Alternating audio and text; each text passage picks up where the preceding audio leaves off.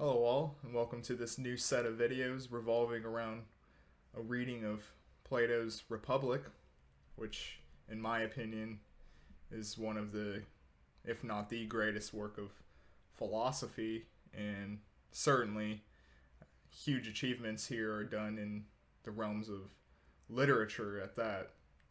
It's just a beautifully crafted philosophical text.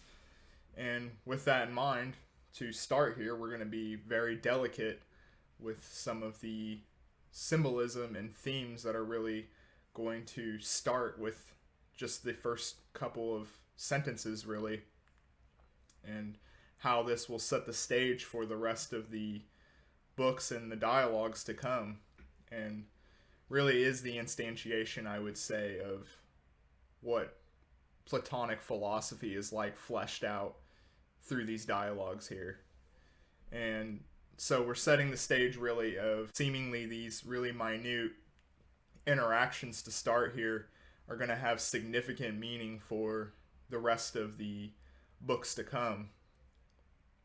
And so we begin with Socrates and Glaucon, who go down to Piraeus.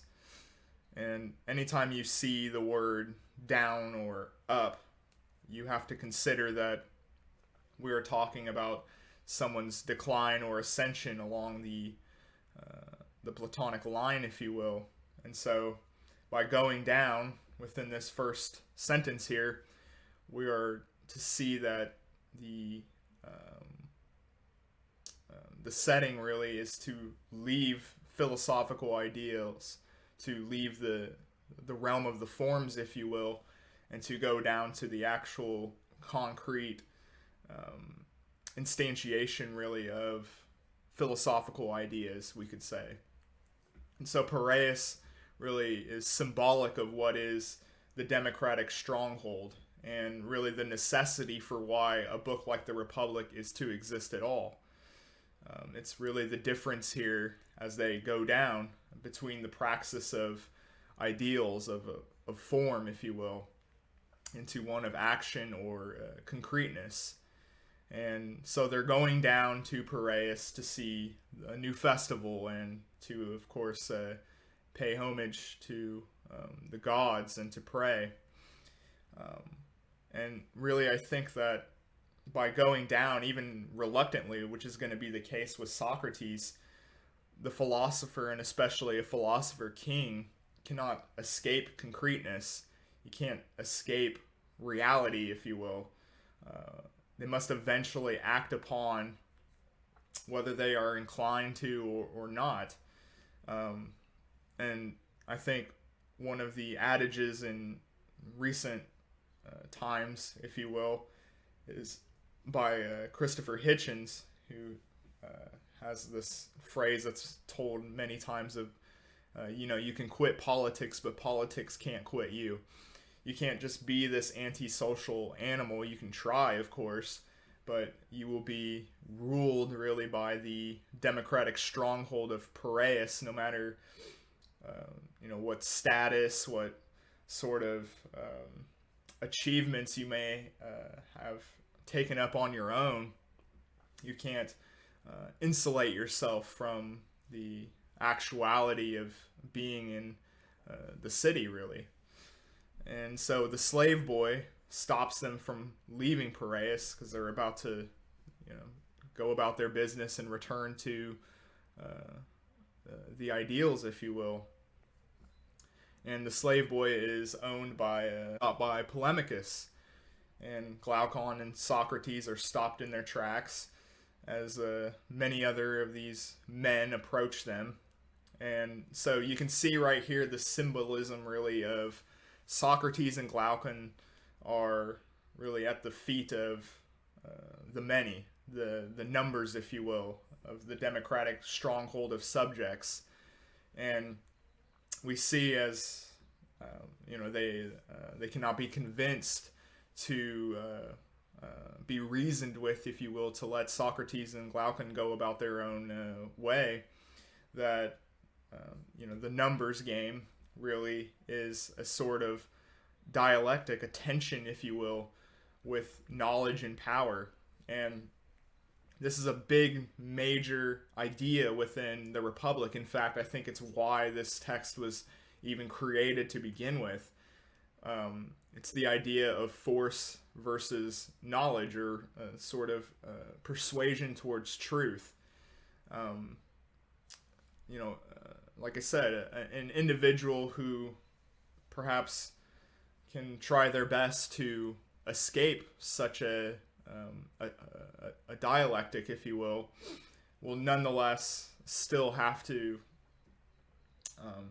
be a part of a social group, even if they are alien to it, which Socrates very much is the case really with a place like Piraeus.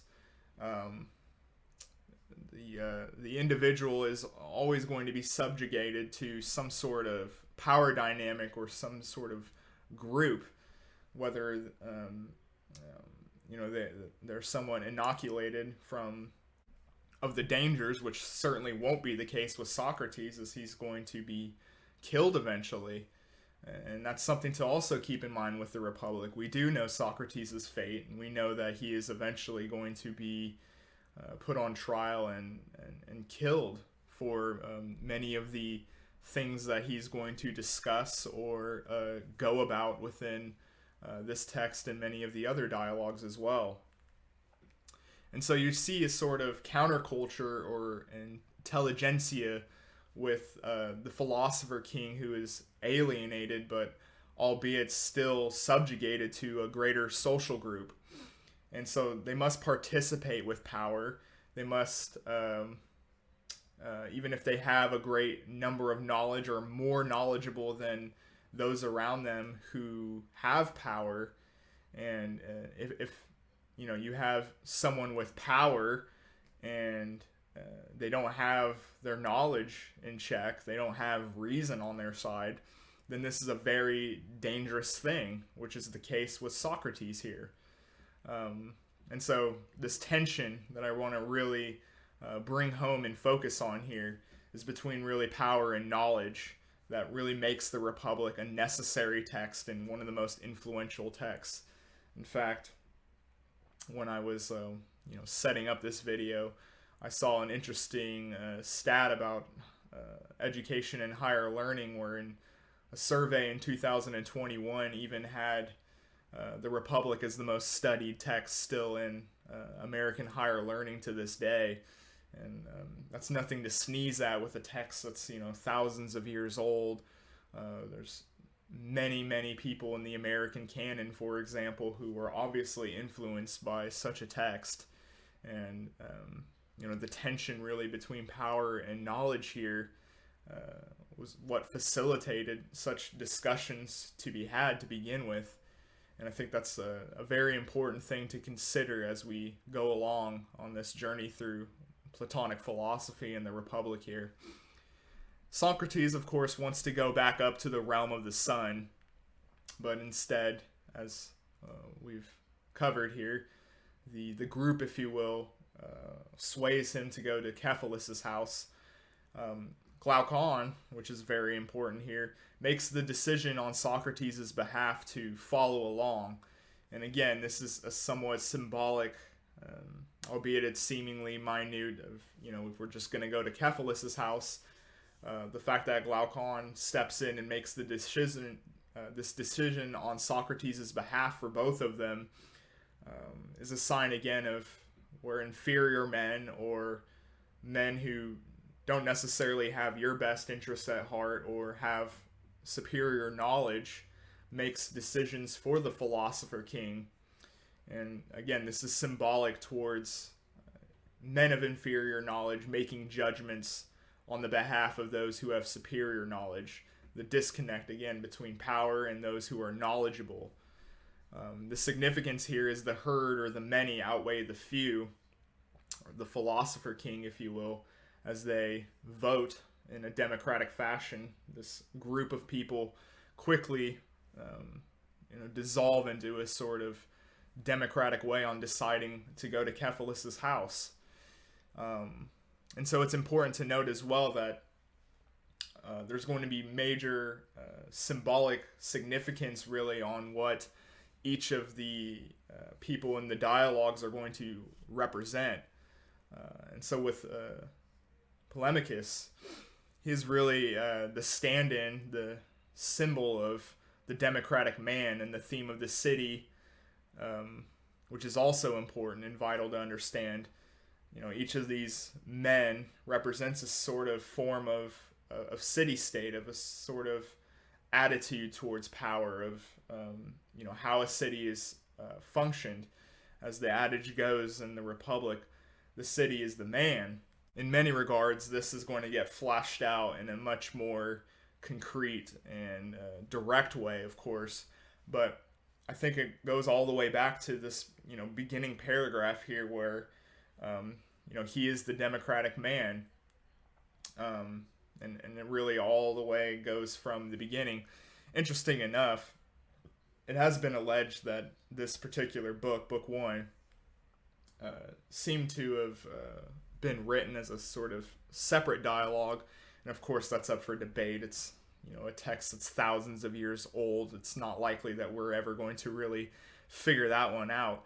But I would say, though, with the way it's structured and how there's just so much symbolism and foreshadowing, that it makes sense, at least from a literary angle, that perhaps this portion of the Republic was likely written, later, because it's just loaded with so much implications of what's to come through the text, and how each character sort of represents a relationship to power, a relationship to the city and the greater group, if you will. And so enters in the elderly Cephalus at his house, where he's working on the sacrifices for this new religious act, of a new ritual, if you will. And I think that's also has some significance to it, but we'll get on with that in a couple minutes. So Cephalus warmly greets Socrates by, of course, pointing out rather quickly that it's not very often that you would see someone of the intelligentsia, of a philosopher king, to come down and be a part of the democratic city, which of course is, again, somewhat alluding to how dangerous it is to be a gadfly in a democratic stronghold of a place where the herd is in charge, if you will, and contrasting ideas, or the use of dialogue here can be very dangerous, as it will turn out for Socrates. And Socrates and Cephalus are sort of breaking the ice, and Socrates asks him what it's like to be old, because of course, even though Socrates at this point is rather old himself in these times, Cephalus does have a couple more rings around the tree, if you will, than he does. And so Cephalus rather boldly says that old age is bearable if you do have sufficient wealth. You get really this feeling when it comes to Cephalus that he is a man of sensation, of attaining power, and having a sort of rule over his external world to bear out his desires, and he would do that by any means to achieve it. Interesting enough, though, I do want to do an interesting aside here, in my opinion, of Cephalus is clearly a man who, worked to attain his wealth to some degree, and, he loves money. And this is an interesting rubric, I would say, for judging how a craftsman, or someone who understands a techne and has been rewarded for it through wealth, and he has a great will towards expressing his desires. Of course, he loves sensation, or at least he did in his youth. And I think it's interesting how Cephalus certainly seems like he's somewhat of a self-made man, if you will. And in contemporary times today, you do kind of notice that the father, or the one within a family tree, if you will, that went to great extent to express their desires, to achieve the monetary needs to actually have their desires fulfilled. They have a sort of desire and drive from what they lacked, perhaps, when, on that quest of being self-made, if you will, that you don't really see with inheritors. And funny enough, as we'll see in this dialogue here, Polemarchus is going to inherit not just the wealth that Cephalus has, but also the dialogue date with Socrates. And I think it's interesting to see, how passion, and, we see this time and time again of, having this love of money through their craftsmanship, that you don't really see as much with inheritors. Very rarely do you see someone who, takes the mantle of the family business from, their father or something, and, does better, is even more ambitious than his predecessor. It doesn't really seem to work out that way very often. Maybe it can be maintained well in their footsteps, but usually the father was the superior in at least expressing and finding their desires and actually being able to articulate them in the real world, if you will, instead of the Platonic realm, if you will, of just the forms. And so Cephalus is talking about how sensation is dulled for him, and he has a sort of change, if you will, towards the afterlife. He never really thought about it in his youth, and this seems to be really an archetypical journey of the human being in many regards. And this also kind of stirred a lot of thoughts that I had about some of our earlier thinkers we did on the channel, with Campbell especially. And he was a Jungian, and Jung and Campbell often would discuss how as someone ages, they start to be more enamored with religious ideas. It seems to be a very common path, that as you near your own physical demise, you start to take up on these notions of religious ideas, of the afterlife. Someone like Rudolf Steiner would go even further and point out that there seems to be physical transformations. It seems very reasonable to believe that Cephalus would likely just still be a highly desirous man and still act on these impulsions instead of doing religious sacrifices, as we find him in the beginning of the dialogue here. He likely would have just still been very much in desire, very much in the same status games that he was in his younger days. And we see that somewhat with Cephalus alluding to how you must pay back your debts, and the idea of the good, when you sinned far more frequently in your youth. And it's somewhat of a lewd bribery, really, to the gods to do and say the right things to avoid a terrible afterlife. And you have to ask yourself, of course, if Socrates had met him a couple decades earlier, when Cephalus was a more young and desirous man, would he have changed, really? Would he not just go back to the same way as he did if his body hadn't broken down? And I think that's key to see how these things matter to a great degree in Platonic philosophy, of what your actual intentions are, as opposed to him simply just doing these religious acts as a way to really bribe the gods. He doesn't really truly believe in a real way, it seems. It's a very shallow way of him just trying to make up for his misdeeds when he was youthful, and he would quickly go back to this if his body hadn't given out to him. And so there's no retribution or sort of redemption, if you will, of him ascending any sort of Platonic line here, because again, it just seems more like it's in his own circumstance, his own vested interest on why he's doing these religious rites now. as opposed to their actual goodness to them. And so symbolically, this is how the republic is demonstrated in the greater structure of what humans desire, to allude back to, the city as man, collaboration for our desire as a people, and how they are going to achieve it, and the thirst for it, the will, if you will. This is how we are able to make such an analogy towards, the city as man.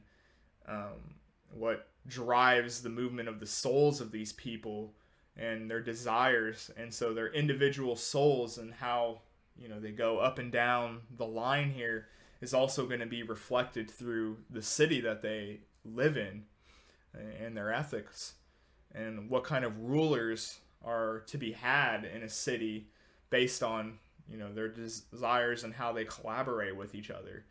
I think that's important to consider when you're talking about a lot of these analogies. There's a rather humorous part here where Socrates humors Cephalus with what is the relationship between justice and money, and Cephalus says, of course, that because of likely his background as a somewhat self-made man, that you don't do injustice because it's impossible to really be poor and virtuous, which is, of course, funny because Socrates is known as a great virtuous man who also has no money. And so Socrates continues to probe him and asks him, what is the nature of justice itself? Cephalus replies in a rather blunt way to say that, to tell the truth and give back what is owed. And so Socrates is going to quickly pick this apart because it's a very, primitive and rather lacking idea of what justice is. And so he has these instances where it's not okay to tell the truth or give something back, like a weapon to a friend gone mad. Now this is important because anytime you have Socrates, I think, talking about or trying to appeal to a person with his arguments, there's usually a reason behind his examples that is directly meant to have a sort of influence over that person. And so Cephalus is very much a self-centered man, if you will, and so he has to point to the example of how giving a friend a weapon isn't a good idea for his own self-interest because he himself will be in danger. He couldn't do any of the other examples that he'll do in the book to Cephalus to appeal to him. So anytime you have examples where you're questioning really, the strength and validity of what Socrates has to say in his examples or analogies, you have to consider who he's actually talking to, because that's going to play a part in how he kind of individualizes in his articulation of Platonic ideals, really. And of course, when it comes to something like a dialogue, which is a very collaborative task to do, you're using a similar language where you have agreements on what words and interchangeable verbiage actually mean to each other. The sophist rhetoric don't really like this methodology. They don't like conversations. They don't like the idea of having the Socratic method applied to their speeches. They always give these long, elaborate, rhetorical, monologues, if you will. And so when sophists, see Socrates coming, they symbolically will either silence themselves or revert to ad hominem attacks. Because, of course, language in and of itself is a very social activity.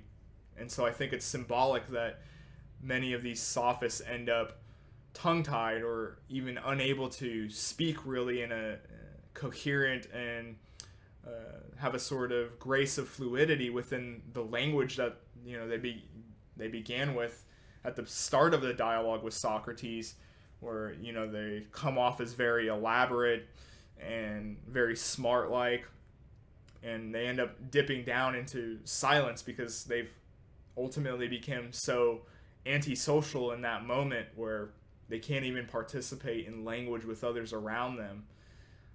Thrasymachus is very uncharitable from the start.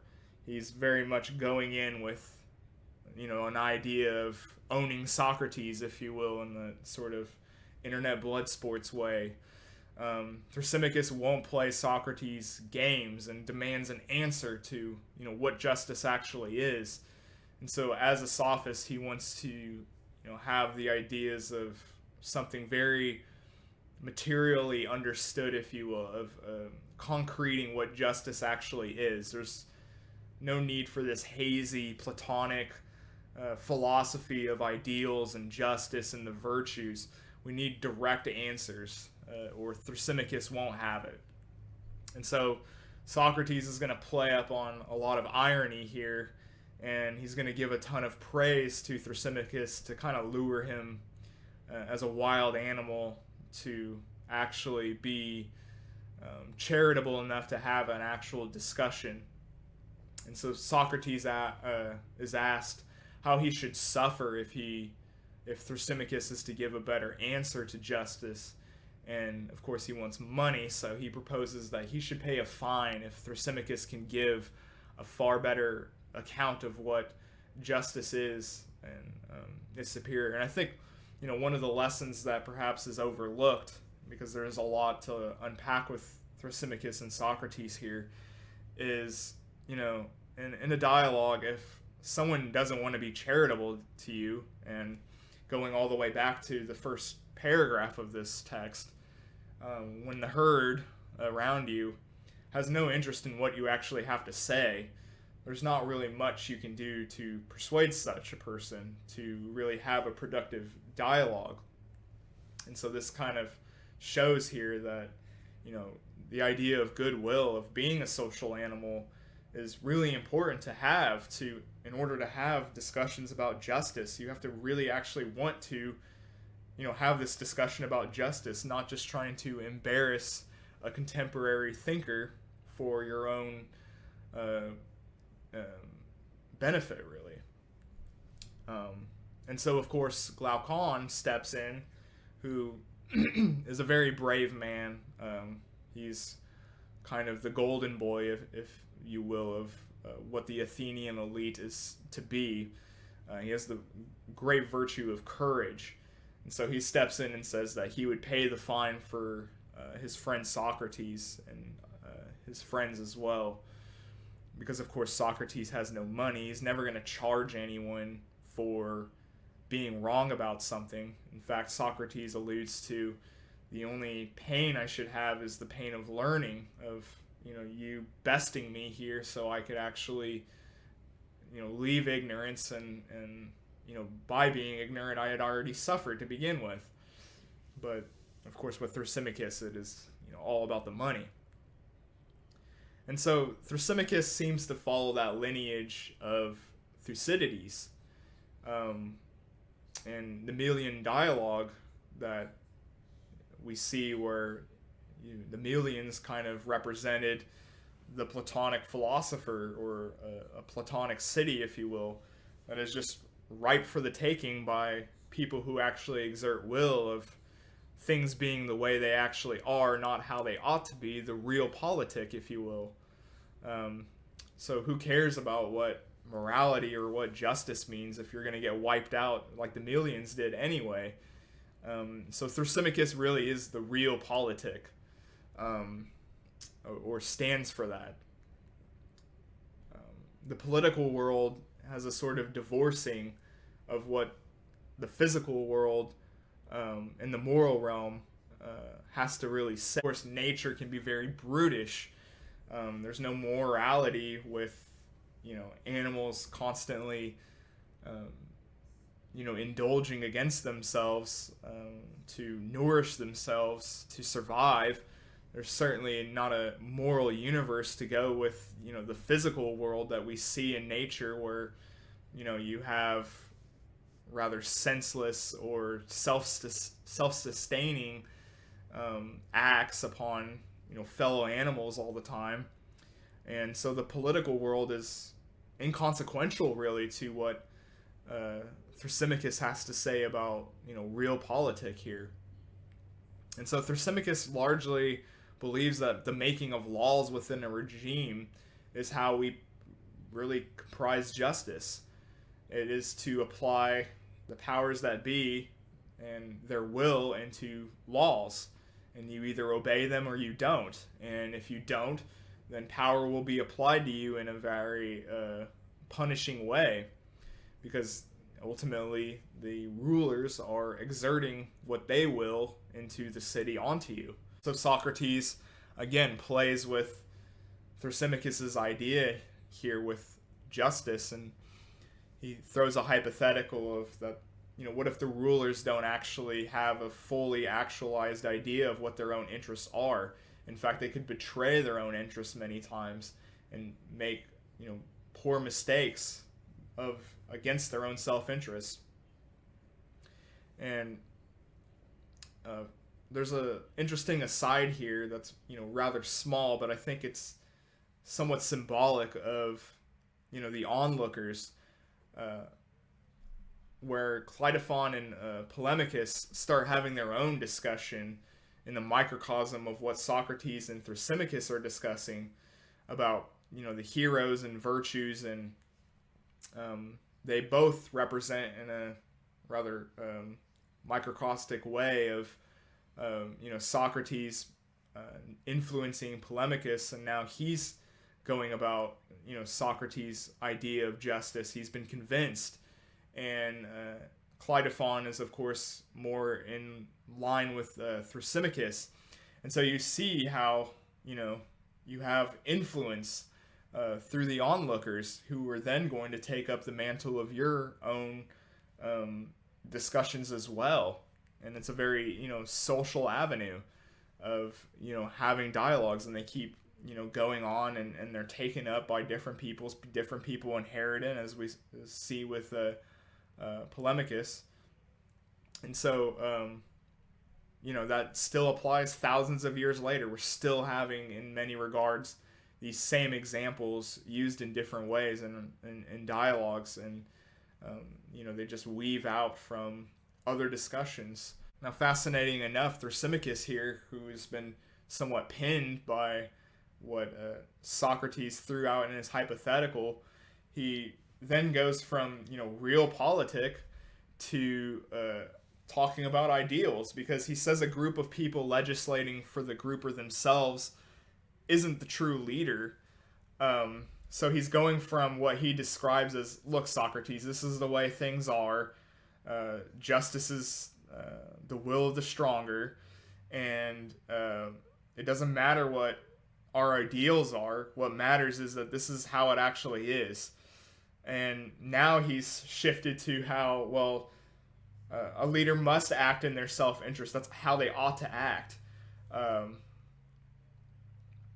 He's, in a somewhat shrewd way, in a disagreeable way to Socrates, he's somewhat actually going about moving to the realm of Platonic philosophy by pointing out, a real leader would actually look out for his own self-interest. So your hypothetical doesn't work, because, a true leader, an ideal leader, would actually take his own interest and know it into account and act upon it. It's a very interesting way of how Thrasymachus somewhat falls into Socrates' trap. And so this really gets into the meat of, I think, the book here with regards to Thrasymachus and Socrates' discussion, because Socrates is going to bring up the analogy of the craftsman and art, which are sort of activities that are governed by rules, or what is called in the Greek tradition here, techne. Now, of course, there is a difference here, and this will be fleshed out somewhat later, that there's a contrast between something like the humanities, politics, arts, that, have inspiration from the artist, and how that might not necessarily apply to something more concrete, more in the actual, if you will, with the inspiration of the rules of, someone making a table, perhaps. There's rules for how a table in its functionality and its sturdiness and how it's actually able to fulfill its function, that becomes a bit more hazy when we get to something like art, or more abstract with political theory, if you will. And so in the same way, though, the analogy still holds up in regards to how, the arts apply to shoemaking. For the shoemaker, any given art is interested in how the art is and not in the domain of the artist themselves. So, I guess to flesh this out better, a doctor heals other bodies even though he's not necessarily doing that function onto himself, just as the shoemaker makes shoes for other people, but it's not in his own self-interest of his shoes. He might have, a great pair of shoes that he made for himself, but, when he's making shoes for other people, it's divorced somewhat from the actual craftsmen themselves. And so Socrates argues then that any techne is the benefit of the object or that particular subject, but not the actual technician themselves. They're, crafting for other people, if you will. And so this frustrates Thrasymachus, and, he starts to devolve into personal attacks, which of course leaves the onlookers very unimpressed. And Thrasymachus starts to talk about how, the shepherd is self-interested in his flock for the sake of it, is, total bollocks, because, he's interested in the product it can produce. And so every technician is self-interested.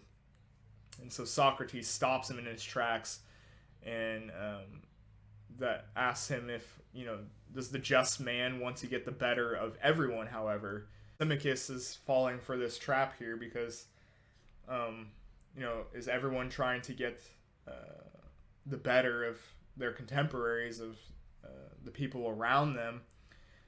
And so Thrasymachus agrees, because this is, his idea of justice, of, exerting your will. Certainly with the case here of someone who doesn't have enough knowledge to know any better.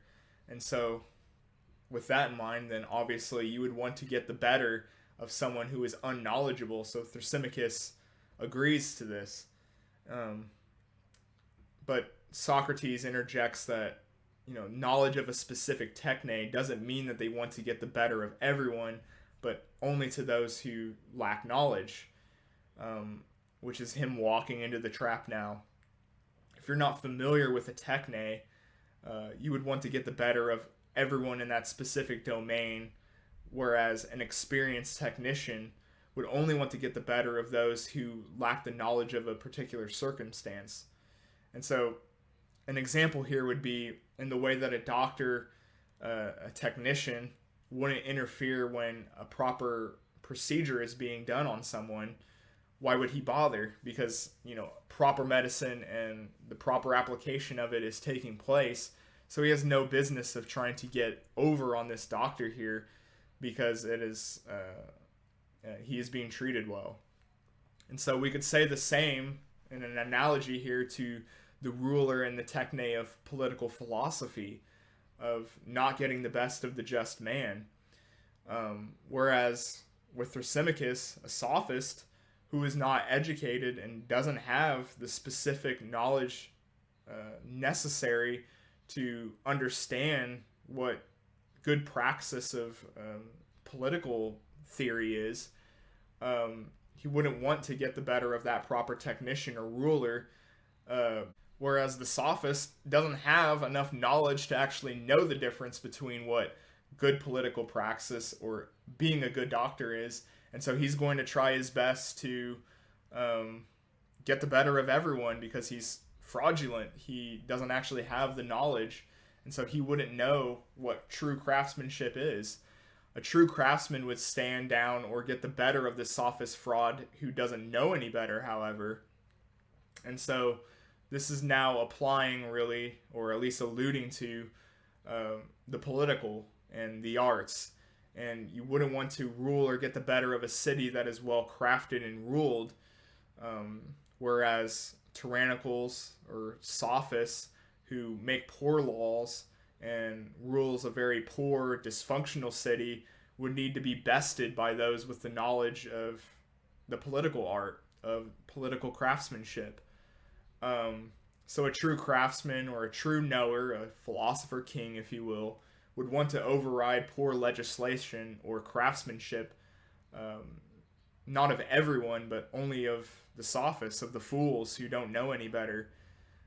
Whereas, again, the fool or the sophist, he doesn't know any difference between good legislation or bad laws. And so he wants to just better everyone around him. And so Thrasymachus falls into silence now. And he has been refuted rather easily, I would say. But nonetheless, if you look at some of these arguments here, it's not like Socrates is doing a complete encompassing account of what justice actually is. Thrasymachus failed actually to even get that out of Socrates. So this then is going to lead to a greater discussion by not playing his hand, if you will, of some of the brighter people who were looking on, some of the youth, the Athenian elites, if you will, who are watching and may now have curiosity toward participating in a dialectic on the nature of justice. And that, of course, is exactly what's going to happen. And so Plato is trying to further set up the discussion, especially with the Athenians, which is interesting that everyone in this book here is actually not Athenian. That takes place in the dialogue with Socrates. He's talking to foreigners. And if we were to take, I think to some degree, the ideas of knowing how to flourish the human spirit for a particular people in a city, then you would need to have a composition of those people in the city, which I think it's interesting, again, how, a text that's thousands of years old, whether or not they're virtuous people or flawed or have done good things for the Athenian people by living there. Nonetheless, though, are they going to be able to really have an intimate discussion about the justice for the Athenians unless they're actually Athenian and knows what's best for that Athenian soul of the desire of the Athenian people collaborating together in a city-state? It gets the mind stirring a bit on things like immigration going on globally today and how we go about that. And so in the defeat of Thrasymachus, he's then going to turn to the education of the youth and the next generation of Athenian aristocratic thinkers. And we'll pick that up in the next video. So I hope you guys enjoyed this one and consider subscribing, liking, and commenting. And I'll see you for book 2.